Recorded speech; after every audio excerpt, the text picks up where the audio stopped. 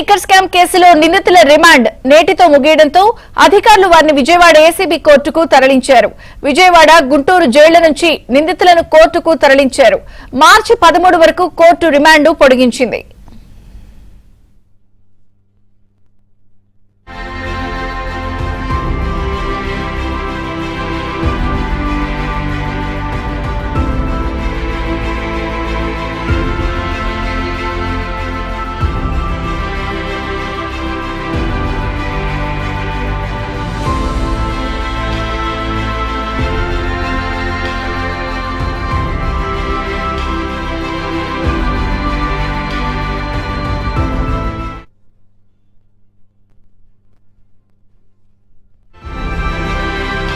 Liquor scam కేసులో నిందితుల remand నేటితో ముగియడంతో అధికారులు వారిని విజయవాడ ఏసీబీ కోర్టుకు తరలించారు.